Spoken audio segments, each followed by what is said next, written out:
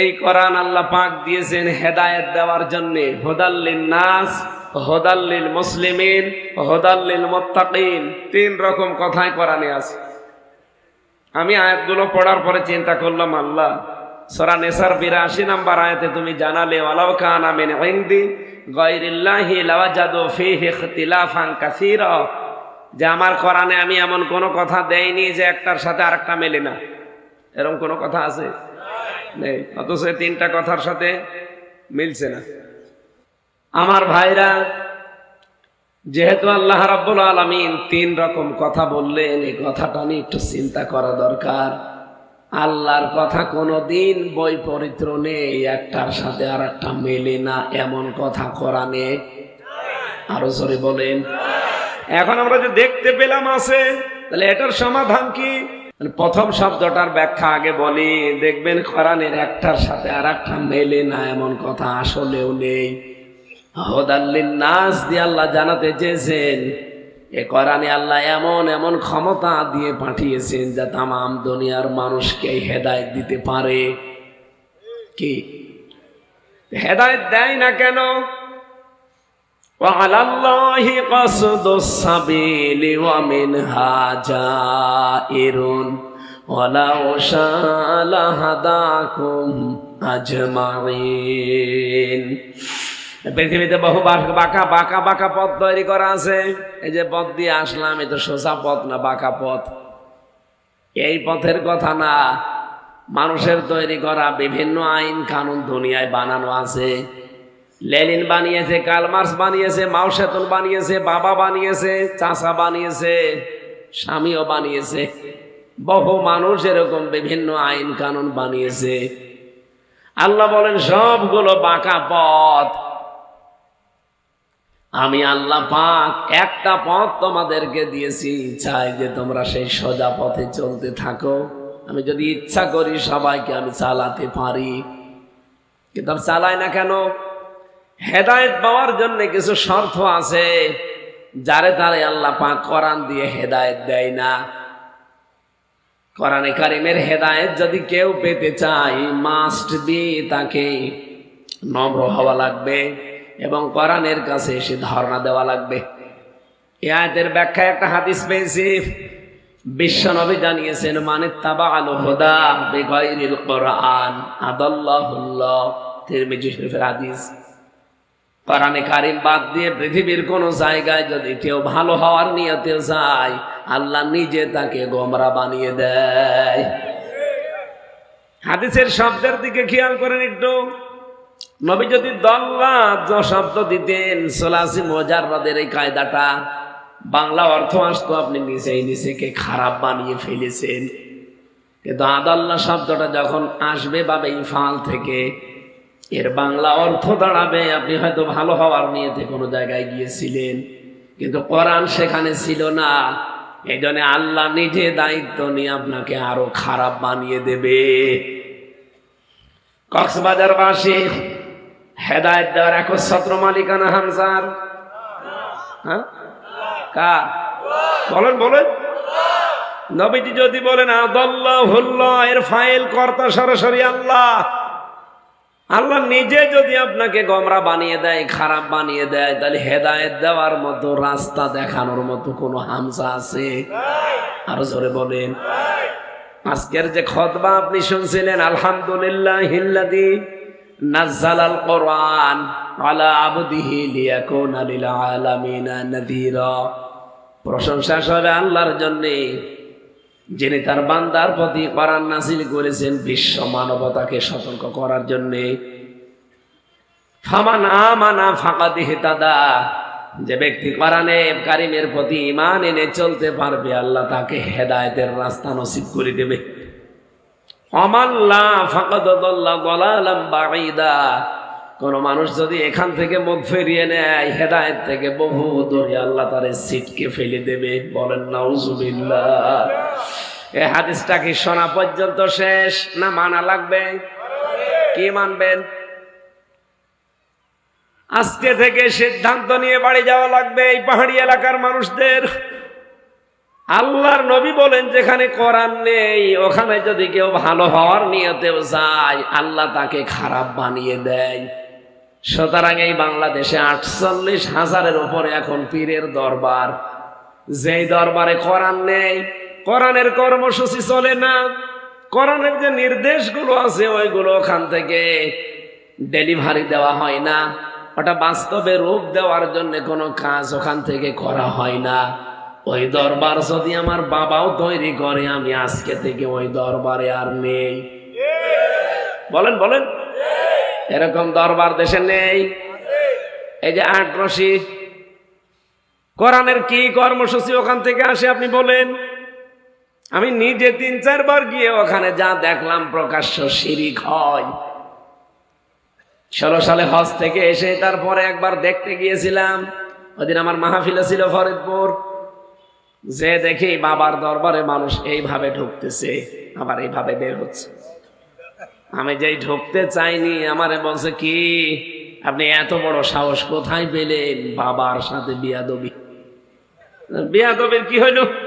না, পাক দরবার, এখানে যেতে হলে এভাবে যাওয়া লাগবে সম্মান দিয়ে, আবার এভাবে আসা লাগবে। আমি প্রশ্ন করলাম যে আমি নবীর রওজা ঘুরিয়ে আসলাম, ওখানে তো এভাবে যাওয়া লাগে না, এবার এভাবে আসা লাগে না, একে নবীর চাইতেও দামি মানুষ এখানে শুয়ে আছে। আমার বলছে ওটা তোদের নবী, এটা আমাদের নবী। প্রকাশ্য শিরিক যেখানে হয় ওখানে হেদায়েত থাকার কথা। শুধুমাত্র আটরশি না, আপনাদের এই চট্টগ্রামের এই যে মাইজ ভণ্ডারি ও আসলে ভণ্ডামি, এটা মাইজ ভান্ডারি না মাইজ ভণ্ডামি। এখানে একবার আমি গিয়েছিলাম দেখার জন্য, যে দেখে একজন লাফাচ্ছে। কি গো মুরব্বী? বলছে লাফাচ্ছি মানে জিকির করছে। এত লাফিয়েও তো টেনশনে আছি জান্নাত পাবো কিনা। আমারে বলছে যদি জান্নাত পেতে চাও তো আমার সাথে লাফাও। আপনি কি বুঝলেন? কোরআনের কোন জায়গায় আছে লাভ সাপ দিয়ে জিকির করা লাগবে? সূরা আরাফে আছে যে জিকির করতে হলে মনে মনে কান্না জড়িত কণ্ঠে ভীত সন্তুষ্ট হয়ে উচ্চ আওয়াজ বাদ দিয়ে, এর নাম জিকির। আর ওরা যেভাবে লাফায় আমার মনে হয় রোগী যদি আশপাশে থাকে সুস্থ হওয়া দূরের কথা মরিয়ে যাবে।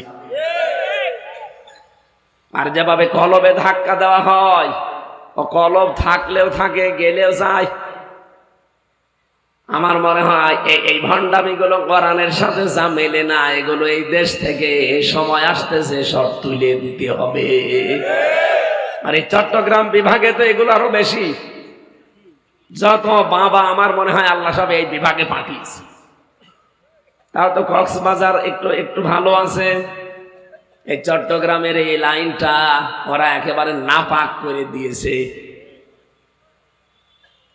ওদের নাম শুনলেও শয়তান পর্যন্ত হাসে। নূরে বাংলা দরবারে জাঙ্গিরিয়া খুলে বসে আছে। ও একদিন দেখি লাইভ করে বলছে মানুষ আমারে জাঙ্গিয়া হুজুর বলে। বলবে তো জাহাঙ্গীর হোসেন ওর নাম, কি করে বলবে আপনারা জাহাঙ্গীর? আপনি যা কাজ করেন জাহাঙ্গীর মতো কাজ করেন। এত শিরিক এত বেদাত মানুষ জীবনে করতে পারে। কবরের কাছে যে বলছে বাবা কলম পড়িয়ে দিন। তাহলে আমি বোঝাতে চাই আজকে থেকে সিদ্ধান্ত নিয়ে যাবেন আপনারা। রেকর্ড হচ্ছে তো এই জন্য বলছি, যেই দরবারে বাংলাদেশে কোরআন চলে না, কোরআনের কর্মসূচি নেই, ওই দরবারের কর্তা যদি আমার বাবাও হয় আমি এখন থেকে ওখানে আর বলেন বলেন যদি আমি ওখানে থাকি, ভালো হওয়ার নিয়ত যদি থাকি, আমাকে খারাপ বানাবে কে? এ পর্যন্ত বুঝেছেন? হ্যাঁ, আর একটু সামনে যাই, আপনারা আওয়াজ দিচ্ছেন, বলেন। তাহলে বাংলাদেশে যেই রাজনৈতিক দলের কর্মসূচিতে কোরআন নেই, কোরআনের কোন নিয়ম নীতি চলে না, ওই রাজনৈতিক দল যদি আমার বাবাও প্রতিষ্ঠাতা হয় আমি আর ওই দলে নেই। এটা অত জোরে বলার দরকার নেই। আপনারা এটা মানতে পারবেন না আমি জানি।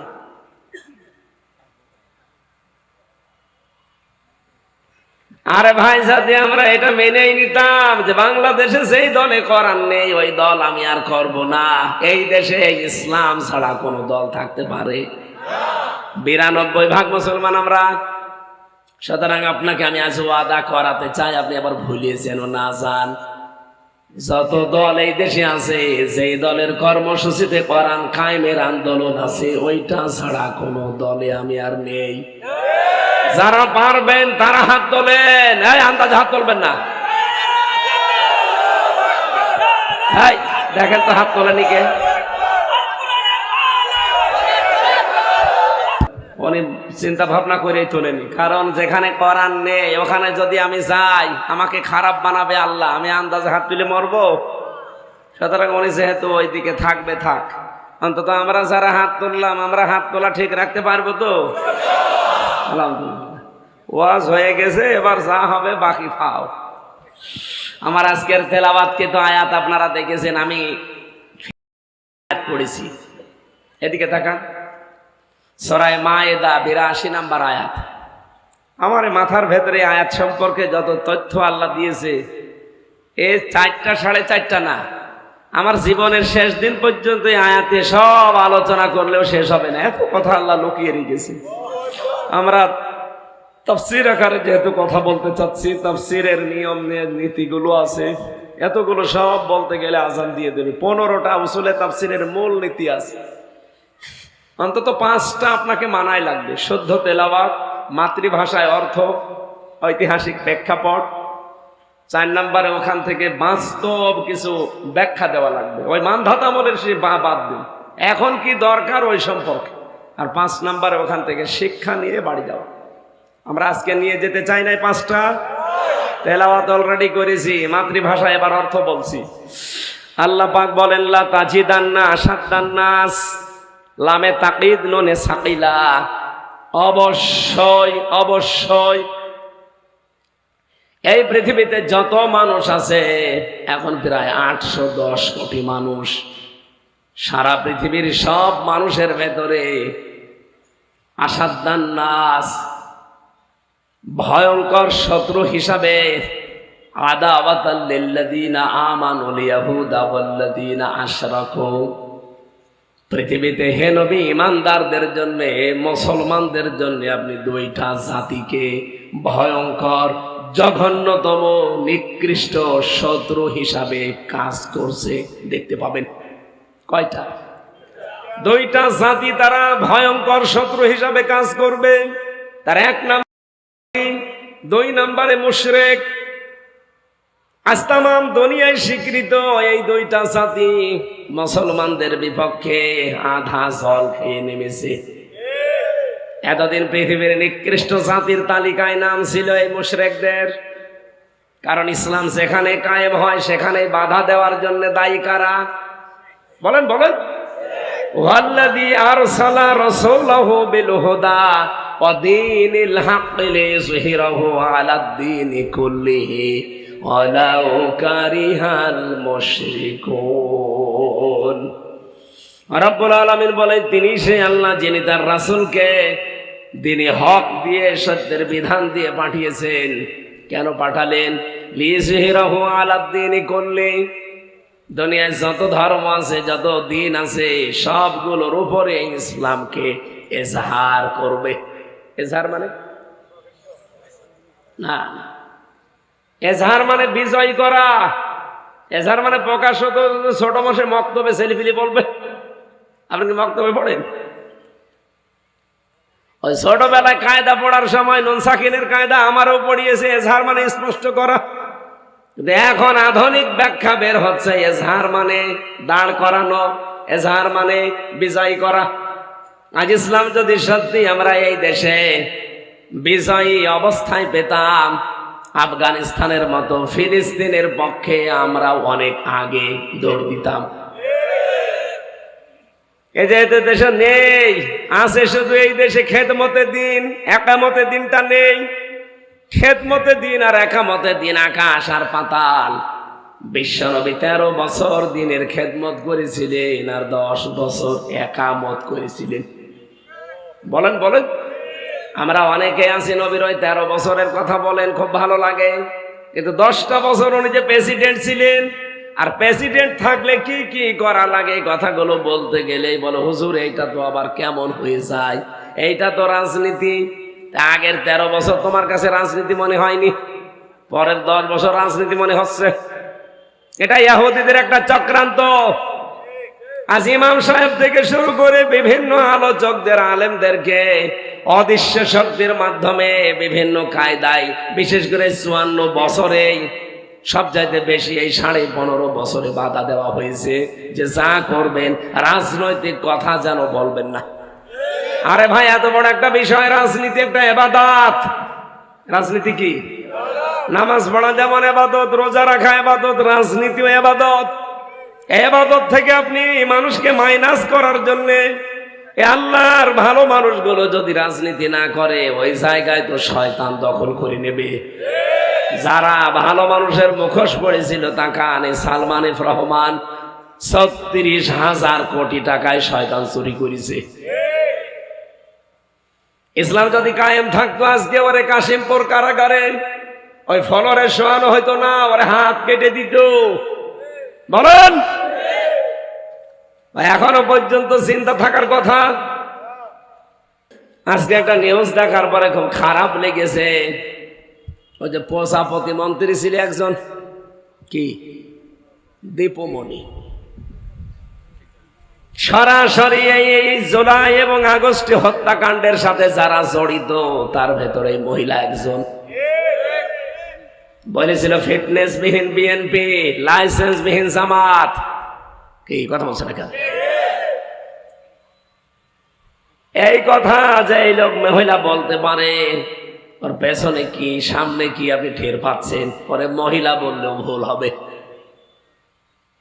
পরে শুনলাম এখন কাশিমপুর থেকে নাকি নিয়ে আসতেছে চাঁদপুরে, ওর জন্য আলাদা একটা রুম বানিয়েছে, টাইলস দেওয়া, কমোড লাগিয়েছে, নিজের মন মতো পোশাক পরতে পারবে, সাজতে পারবে, মনে হচ্ছে শ্বশুর বাড়ি আসতেছে।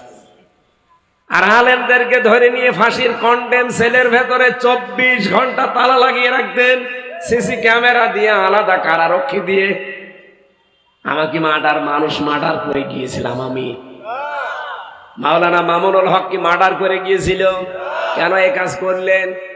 যারা সরাসরি মার্ডার মামলার আসামি, তাদেরকে জামায় আদরে রাখবেন মানে? আবার কিন্তু সামনে জুলাই আসতেছে। এই কথা বলেন। অনেকে যারা বিভিন্ন জায়গায় পা দিয়ে ফাঁদে পড়ে গেছেন, নিজের চরিত্র ঠিক নেই, ফাঁদে তো পড়বেনি।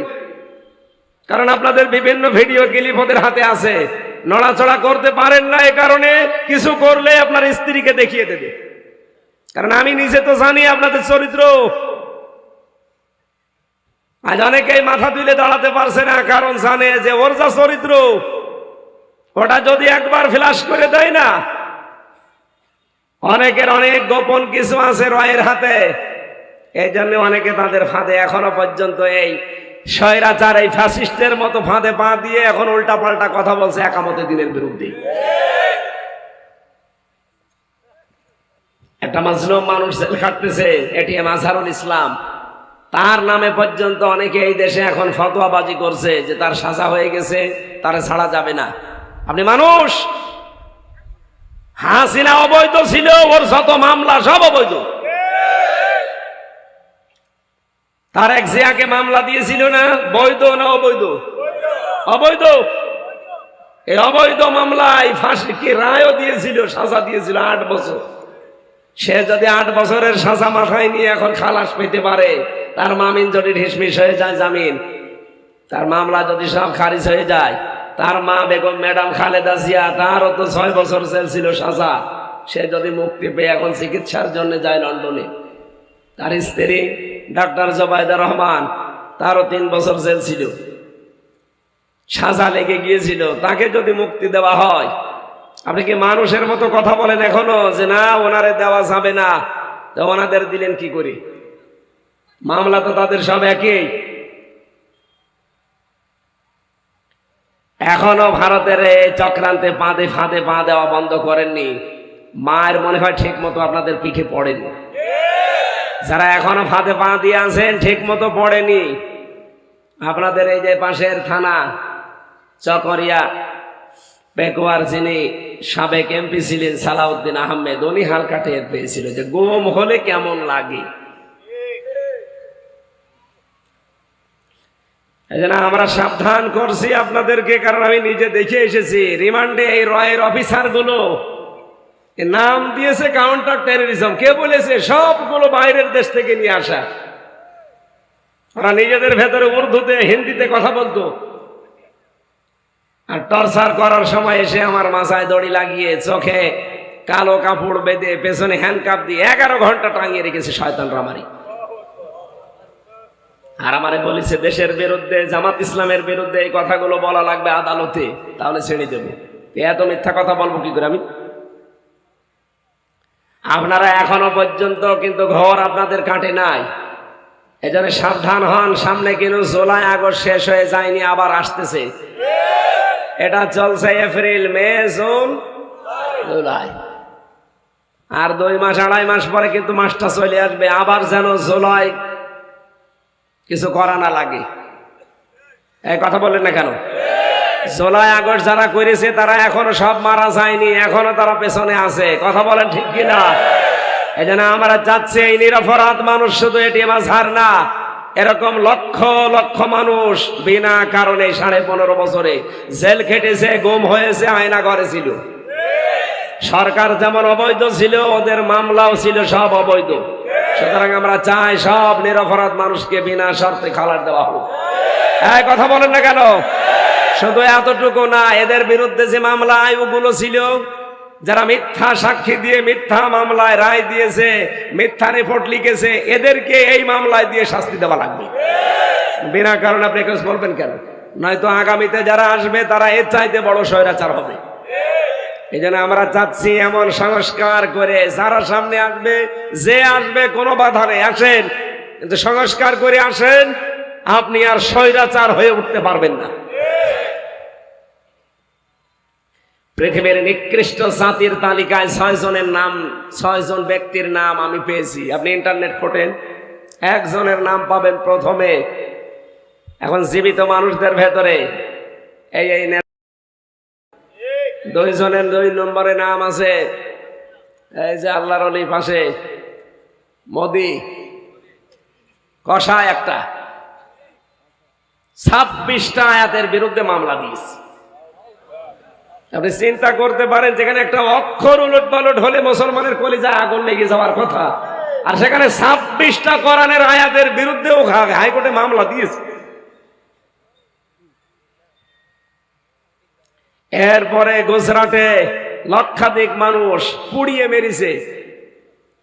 এনআরসির নামে কত মুসলমানের নাগরিকত্ব বাতিল করে দিয়েছে। এখন আবার নতুন পায়তারা করছে, আমার মুসলমানের বাপ দাদাদের দেওয়া যে অক্ষকিত জমিগুলো, এই জমি নতুন আইন পাশ করে ওগুলো হিন্দুদের নামে সব দখল করে নেবে। সারা বিশ্বের মুসলমানদের এমনিতে ঈমান দেখেছেন, তেজ এখনো দেখেননি। আমাদের দেওয়ালে যদি সত্যি পিঠ থেকে যায়, কালকে কলকাতায় যে উত্তাল বয়েছে আমি দেখলাম, সারা বিশ্বে এখন চলছে। আজকে ঢাকারটা দেখবে সামাল দুনিয়া। এজন্য আমাদেরকে আর জুলাই আগস্ট নতুন করে নিয়ে আসতে বাধ্য করবেন না। আশা করছি যে যেখানে ষড়যন্ত্রে আছেন থেমে যাবেন, নয়তো নিজের জীবনটা হারাবেন। কথা বলেন ঠিক কিনা? পৃথিবীর নিকৃষ্ট জাতি ছিল 1 নম্বরে মুশরিক। ইসলাম কায়েমের কথা হলে সবচাইতে খারাপ লাগে কাদের? আল্লাহ বলছেন আলাউ কারিহাল মুশরিকুন, মুশরিকদের সবচাইতে বেশি খারাপ লাগবে। 2 নম্বরে রব্বুল আলামিন বলেন তোমাদের শত্রু হতে। সূরা মায়েদার 51 নম্বর আয়াতে আল্লাহ আয়াতের তাফসীর করেছেন, ইয়া আইয়ুহাল্লাযীনা আমানু লা তাত্তাখিযুল ইয়াহুদা ওয়ান নাসারা আউলিয়া বা'দুহুম আউলিয়া ও বা'দ। ওহে যারা ইমানের দাবি করো, কান খাড়া করে শোনো, ইহুদি খ্রিস্টানদের কখনো বন্ধুরূপে মেনে নিবা না। কে বলছেন? হ্যাঁ, একেবারে মেনে নেওয়া যাবে না তা না, মেনে নিতে পারো পর্যন্ত, যতক্ষণ ওরা একে অন্যকে সাহায্য না করে। আপনি দেখেন আয়াতের পরবর্তী শব্দ, এদিকে তাকান, বাদুহুম আউলিয়াউ বাদ, যদি তারা একে অন্যকে সাহায্য করে তখন আর তাদেরকে বন্ধু হিসাবে মেনে নেওয়া যাবে না। এতদিন আমেরিকার সাথে বন্ধুত্ব করেছিলাম একটা উদ্দেশ্য নিয়ে, কিন্তু যখনই জানতে পারলাম, দেখতে পেরেছি ওরা সাপোর্ট দিচ্ছে মুসলমান নির্মূল করার জন্য, তখন আর ওদের সাথে বন্ধুত্ব করা কোনো মুসলমান রাষ্ট্রের জায়েজ নেই। এ কথা কার? এরপরেও যদি কেউ দুনিয়ার স্বার্থে পড়ে করতে চান, অমাইয়াতাবাল্লাহুম মিনকুম ফাইন্নাহু মিনহুম, আল্লাহ বলেন ওদের মতোই তোদেরকে আমিও বানিয়ে দেব। ইন্নাল্লাহা লা ইয়াহদিল কওমাজ জালিমিন, জালেমদেরকে আমি আল্লাহ পথ দেখাচ্ছি না, দেখাবো না। বলেন নাউজুবিল্লাহ। আমরা যেন জালেম হয়ে না যাই। এতদিন আমরা অনেকেই মাজলুম ছিলাম, এখন দেখতে পাচ্ছি অনেকেই জালেমের ভূমিকায় চলে যাচ্ছে। এক কথা বোঝেন না? আন্দাজে ঠিক বলেন। আপনি এতদিন জালেম ছিলেন, মুসলিম ছিলেন, এখন নিজেই যদি জালেম হয়ে যান। একটা আয়াত কোরআনে কারিমের আমার কাছে খুব বেশি এই আগস্টের 5 তারিখের পর থেকে খুব বেশি বেশি আন্দোলিত করে। এটা সূরা নাহলের ভেতরে আছে, নাহল নামল, সূরা নামলের ভেতরে আছে, একটু ভালো করে শোনেন।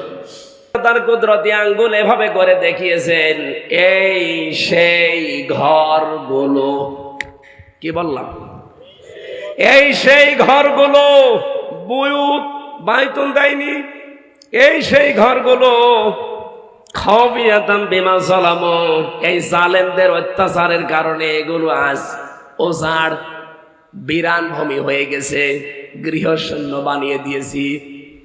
আল্লাহ পাক ওই জামানার, এটা লূত আলাইহিস সালামের জামানার ঘটনা। তারা নিজেরা ছেলে ছেলে বিয়ে করতো, মেয়ে মেয়ে বিয়ে করতো। পৃথিবীর ইতিহাস তারা পাল্টিয়ে দিয়েছিল। এই সীমা লঙ্ঘন করার কারণে আমার আল্লাহ তাদের উপর যে শাস্তি দিয়েছিলেন, তাদেরকে ডেড সি বানিয়ে দিয়েছেন, মৃত সাগর। আল্লাহ পাক বলেন, হে নবী একটু তাকান, এই সেই ঘর বাড়িগুলো যেগুলো এর আগেও ছিল জনমানব কোলাহলপূর্ণ, কিন্তু এখন আমি বানিয়ে দিয়েছি পোড়া, জনশূন্য, বিরান। কেন এগুলো বানালাম জানেন? এখানে যারা বসবাস করত তারা জালেম ছিল, জালেমদের আমি আল্লাহ সমূলে শিকড় কেটে দিয়েছি। ফাকুতি আদাবিরুল কওমিল্লাযিনা যালামু, জালেমদের শিকড় কাটা হয়ে গেছে। কেটেছে কে? না না, আপনি আলেম, এখানে আলেমরা বসে আছে, তারা তো বলছে না এটা মজহুল, এর ফাইল বা কর্তা জানা নেই। আপনি আগস্টের 5 তারিখের পরে বাংলাদেশের 630টা থানার দিকে তাকান। এই থানাগুলোতে বিভিন্ন জায়গায় জালেমদের বাড়ি ঘর যেগুলো ছিল, দেখেন আগস্টের 5 তারিখে বিকাল আসতে আসতে সব বাড়ি ঘর মাটির সাথে মিশে গেছে। বলেন না কেন? আমার কুষ্টিয়া ওই যে হানিফের বাড়ি আর ইনুর বাড়ি, মানুষ পায়খানার প্যান্ট পর্যন্ত খুলে দিয়ে চলে গেছে। এ যাই ছিল ছিল, এই ফেব্রুয়ারির 5 তারিখে আবার আযাবুল বুলডোজার নাজিল হয়ে সব শেষ। এমন আযাব নাজিল হয়েছে 32 নম্বরের সাথে সাথে সারা দেশের জালেমদের বাড়িঘর যাই ছিল ওগুলো হয়ে গেছে আযাবুল বুলডোজার। মাটির সাথে আল্লাহ মিশিয়ে এমনি দেয়নি। আল্লাহ বলেন কেন এ পর্যন্ত বললাম জানো? ইন্না ফি যালিকা লায়াতাল লিকওমিন ইয়ালামুন। এবারে আমি তাকিদ আর ইন্না দিয়ে আল্লাহ আয়াত শুরু করলেন। অবশ্যই এর ভেতরে যারা জ্ঞানী মানুষ তাদের জন্য শিক্ষা আছে। কি শিক্ষা আছে? জালেমদের এত বড় শিকড় যদি জনগণ কেটে ফেলতে পারে, আগামীতে যারা আসবেন দায়িত্বে, চেয়ারে বসার পরে যদি জালেম হয়ে যান, 5 বছর পরে আপনার বাড়ি ঘরও বিরান হয়ে যাবে। এখানে সাধু সাবধান, ক্ষমতায় কে আসবে না আসবে ওটা আমার দেখার দরকার নেই, কিন্তু আমরা যেন জালেম হয়ে না যাই। আমরা তো মাজলুম, আমরা জালেম হব কেন? ইত্তাকি দাওয়াতাল মাজলুম ফাইন্নাহা লাইসা বাইনাহু ওয়া বাইনাল্লাহি হিজাব। মাজলুমের বরদোয়া থেকে সবসময় নিজেকে বাঁচিয়ে রাখবেন, কারণ আল্লাহর মাজলুমের ভেতরে কোনো হেজাব পর্দা থাকে না। আজ ইসরায়েল যেটা করেছে, আল্লাহর কসম, কোরআন আমি 100 ভাগ বিশ্বাস করি, আল্লাহ পাক ওদেরকেও জমিনের এই নিশানা থেকে ফালিয়াদহাকু কালিলা ওয়ালিয়াবকু কাসীরা জাযাম বিমা কানু ইয়াকসিবুন। আল্লাহ বলেন ওদেরকে কিছুদিন হাসতে দেন, ওরা অতি শীঘ্রই কান্না আরম্ভ করবে, কারণ এটা তাদের পাপের শাস্তি। পৃথিবীর মানচিত্র থেকে দেখবেন,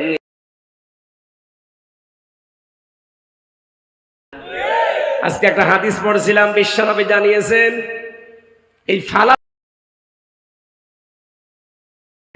এই ফালাস যুদ্ধ শেষ হয়ে যাবে, তার 9 বছরের ভেতরে এই পৃথিবী শাসন করবে ইমাম মাহদী আলাইহিস সালাম। হাদিসটা পড়ার পর আর বিশ্বের দৃশ্যগুলো দেখার পরে আমার মনে হচ্ছে ইমাম মাহদী আসার সময় হয়ে গেছে। এখানে বিশ্বের মুসলমানের দিকেও তাকিয়ে দেখতে পাচ্ছি অনেকে এখন ছোটখাটো বিষয় সব ভুলে এক কারণে আসতেছে। বলেন বলেন, বাংলাদেশেও প্রায় ইসলামী দল 26টা ছিল, এখন সব ওই ছোটখাটো কার টুপি লম্বা টুপি ছোট আকীদা সব বাদ, সব এখন এক হয়ে যাচ্ছে। ঈমান এবং মানবতার দাবিতে এখন বাংলাদেশ এক। যাদের ঈমান নেই আর যাদের মানবতা নেই তারা বাদ। কি আপনি বলেন, যাদের ঈমান নেই আর মানবতা নেই তারা কিন্তু এখনো আসে নাই, কিন্তু বাকি সব দেখেন আজ ঢাকার বুকে এক। যারা ঈমানের দাবিতে মানবতার দাবিতে সব আজ এক হয়ে গেছে। শেষ হলে যেহেতু ইমাম মাহদীর শাসন, আল্লাহ আমাদেরকে আমার আশা যে দেখাবে কালেমার বদগত সারা পৃথিবীর ময়দানে না, বাংলাদেশেও, সারা পৃথিবী না, শুধু বাংলাদেশেও কালেমা উঠতে থাকবে। রাব্বুল আলামিন বলেন, ওরা চাই ইউরিদুনা লিইউতফিউ নূরাল্লাহি বিআফওয়াহিহিম, মুখের ফু দিয়ে ইসলামকে দুনিয়া থেকে বিদায় করে দেবে। আল্লাহু মুতিম্মু নূরিহি, কখনো সম্ভব না। আমার নূর আমি পাঠিয়েছি, আমার নূর আমি আল্লাহ নিজে জ্বালাবো। ওয়ালাউ কারিহাল কাফিরুন, যদিও কাফেরদের এতে খারাপ লাগে। আপনি কি মনে করছেন যে আজ ট্রাম্প ও খ্রিস্টান, অত মুশরিক না, অত ইহুদি না? তাহলে কোরআনে তো ওর নাম নেই, কথা আর মুশরিকের কথা। ট্রাম্পকে আজ মানুষ গালি দেয় কেন? আরে ভাই, পৃথিবীতে মুসলিম বাদ দিয়ে দোনো যত জাতি আছে সবাই প্রকার আনতে কিন্তু মুশরিক। শুধু মুসলমান বাদ দিয়ে যত জাতির লোক আছে কম বেশি সবাই শিরিক করে। আর শিরিক করলে তারা, বলেন বলেন, এটা আবার কি? আমরা এই যে মেয়েরা বসে আছে, মেয়েদের কিছু কথা বলা লাগবে না? সম্মানিত মা বোনেরা, আমি বারবার এই কথা আপনাদের স্মরণ করা, পৃথিবীতে মানে জান্নাতের 8টা দরজা খুলে রাখার জন্য পুরুষের মতো এত কাজ আপনাদের নেই। আপনি 5 ওয়াক্ত নামাজ নির্ধারিত সময় পেলে পড়বেন, অন্তত ফরজটা পড়বেনই। যদি নফল সুন্নত নাও পড়তে পারেন, ফরজটা পড়ে নেবেন। রোজার মাস আসলে নির্ধারিত সময় যে কয়দিন পবিত্র থাকেন রোজা রেখে দেবেন, বাকি যে কয়টা রাখতে পারেন না 11 মাস ধরে রাখবেন। স্বামী যাদের আছে জায়েজ কথাগুলো মেনে খুশি রাখবেন, না জায়েজ কথা মানা লাগবে না। জায়েজ কথা মেনে আপনার স্বামীর সাথে ভালো ব্যবহার করবেন, তার হক আদায় করবেন, এই জন্যে যেন এই ভালো ব্যবহার দিয়ে আপনার জান্নাত তৈরি হয়। এক কথা বলেন না কেন? আমিও আমার স্ত্রীর সাথে কথা বলবো, ভালোভাবে ব্যবহার করব, তার হক আদায় করব, এই কারণে যেন এইটা দিয়ে আমার জান্নাত তৈরি হয়। তাছাড়া চোখ বন্ধ হওয়ার পরে ও আমার না, আমি ওর না। এই কথা বলেন না কেন? চোখ বন্ধ হয়ে গেলে ওর রাস্তায় ও, আমার রাস্তায় আমি। কিন্তু দুনিয়ায় যতদিন সম্পর্ক আছে ঠিক রাখা লাগবে, ভালো ব্যবহার দিয়ে, খেদমত দিয়ে, হক আদায় করে। কেন? কারণ এটা দিয়ে আমার আখেরাত তৈরি হয়। 4 নম্বরে যাদের শরীর আল্লাহ দিয়েছেন, শরীরকে পর্দার ভেতরে রাখা লাগবে। মেয়েদের পর্দা, খাস পর্দা হচ্ছে হাত মোজা, পা মোজা, একেবারে এই যে সামনে ঘোমটা দিয়ে থাকা। আর রুখসাত, এটা আজিমাত বলে। রুখসাত আপনাকে ছাড় দেওয়া আছে, যদি মুখমণ্ডল, হাতের কবজি, পায়ের পাতা খোলা রাখতে চান, জায়েজ আছে। কিন্তু এখন যে জামানা পড়েছে এটাও ঠিক না। বিশেষ করে বাংলাদেশে আমরা 92% মুসলমান, এ দেশে এটা নেই। আমি সিঙ্গাপুরে দেখেছিলাম, ওখানকার জন্য ব্যাংকে চাকরি করবেন মুখ খুলে রাখা লাগবে, বিভিন্ন অঙ্গ প্রত্যঙ্গ খোলা লাগবে না তো আপনাকে চাকরিতে নেবে না, এমন এমন জায়গা আছে। এই জন্য ওই রকম দেশ তো না, এখানে যেহেতু 92% মুসলমান, আপনি চেষ্টা করবেন।